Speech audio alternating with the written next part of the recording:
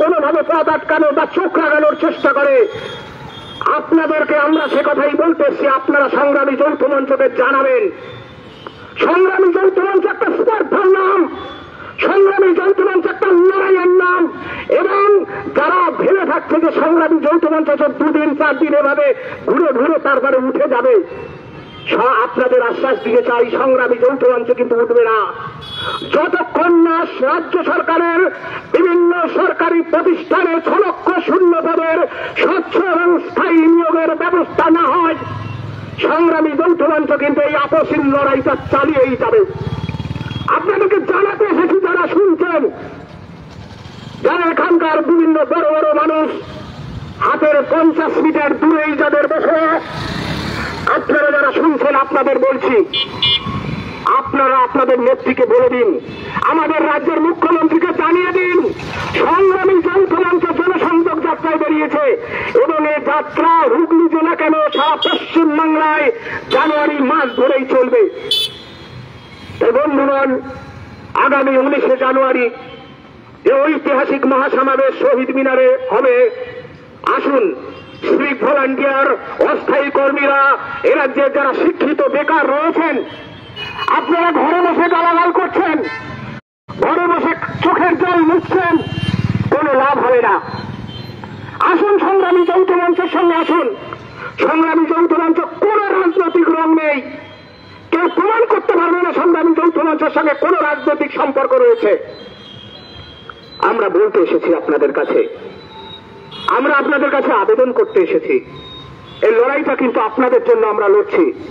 এই লড়াইটা করলো কিন্তু আমরা লড়ছি যারা অস্থায়ী কর্মচারী রয়েছে, দীর্ঘদিন ধরে সামান্য পারিশ্রমিকে তাদের জীবনটা অতিবাহিত করছে, তাদের জন্য লড়ছি।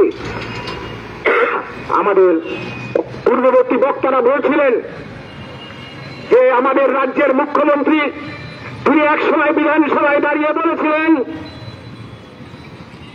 যে আমার মুন্ডু কেটে নিয়ে গেলেও আমি দিয়ে দেব না। আরে দিয়ে দেব না কেন? ভারতবর্ষের তো একটা রাজ্য বটে, এটা কি ভারতবর্ষের বাইরে নাকি? ভারতবর্ষের সমস্ত রাজ্য কেন্দ্রীয় সরকারের যে এআইসিপিআই অনুযায়ী বকেয়া মহার্ঘ ভাতা বা ডিএটা প্রদান করছে, একমাত্র ব্যতিক্রম পশ্চিমবাংলা। পশ্চিমবঙ্গ সব কিছুদের ব্যতিক্রম এই সরকারটা জন্য থেকে এসেছে। যেভাবে দেখছেন, টিভি খুললে টিভি দেখা যায় না, যেভাবে দুর্নীতি, যেভাবে বাথরুম থেকে টাকা বেরোচ্ছে, বান্ধবীর ঘর থেকে টাকা বেরোচ্ছে, ভালো যায় না। এবং শিক্ষা ব্যবস্থাটাকে যেভাবে সমূলে ভেঙে দিয়েছে, যেভাবে শিক্ষা ব্যবস্থার পাঁজরটা ভেঙে দিয়েছে এই সরকার, যার প্রভাব কিন্তু আগামী দিনে আপনাদের ঘরে পড়বে। আমরা সে কথা বলতে এসেছি। আপনারা টিভি মিডিয়া খুললে দেখবেন কিভাবে টাকার বিনিময়ে মাস্টারমশাই বিক্রি হয়েছে, কিভাবে ভুয়ো চাকরি করছে বিভিন্ন দপ্তরগুলোতে। আমিও পেশে একজন শিক্ষক, কিন্তু আপনারা ভাববেন তো, আমার মাসিরা কাকিমারা যারা দোকানদাররা, পার্শ্ববর্তী ভাইয়েরা, দাদারা রয়েছেন, একজন অযোগ্য মাস্টারমশাই যদি স্কুলে ঢুকে যায়, একজন ভুয়ো মাস্টারমশাই যদি বিদ্যালয়ে ঢুকে যায়, তিনি আপনাদের ঘরে সন্তানদের কি শিক্ষা দেবেন? কি শিক্ষা দেবেন ভাবতে পারেন? তাই লড়াইটা লড়তে হবে। আমরা সে কথা বলতে এসেছি। আমরা পারতাম, আমি কিন্তু প্রতিষ্ঠিত, চাকরি করছি, দুবেলা দুমুঠো খেতে পাচ্ছি, তাহলে কেন এই লড়াই আসতে হলো? কেন এই খাদিরা লড়ে আপনাদের সামনে এই বক্তব্য রাখতে হচ্ছে? কারণ পশ্চিম বাংলাটা রসাতলে চলে যাচ্ছে, পশ্চিম বাংলা একটা ভয়ঙ্কর অবক্ষয়ের মধ্যে দিয়ে যাচ্ছে। সেই অপশাসনের বিরুদ্ধে আমরা গর্জে উঠেছি। রাজ্যের সরকারি কর্মচারী, শিক্ষকরা, আপনাদেরও লড়তে হবে, আপনাদেরও আমাদের পাশে থাকতে হবে। এই লড়াইটা আমরা একসঙ্গে লড়বো, সে কথাই বলতে এসেছি। আর যারা অস্থায়ী কর্মীরা রয়েছেন, যে কথাটা বলে আমি শেষ করবো, বেশি দীর্ঘায়িত করবো না।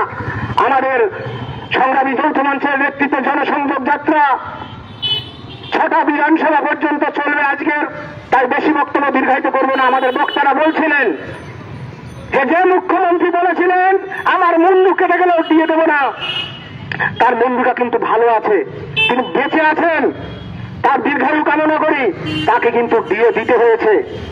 আর যে 36% মহার্ঘ ভাতা রয়েছে, সেটাও দিতে হবে। হাজির আমলে এই সরকারকে দিতে হবে, সেই লড়াইটাই কিন্তু সংগ্রামী যৌথ মঞ্চ লড়ছে। কাঁদতে কাঁদতে দিতে হবে, তা নাহলে এই সরকারকে বিদায় নিতে হবে। তার সময় এসেছে, তার জন্যই এই আজকের আমরা জনসংযোগ যাত্রায় বেরিয়েছি, সাধারণ মানুষকে আপনাদের জানান দিতে। বন্ধুগণ, আমাদের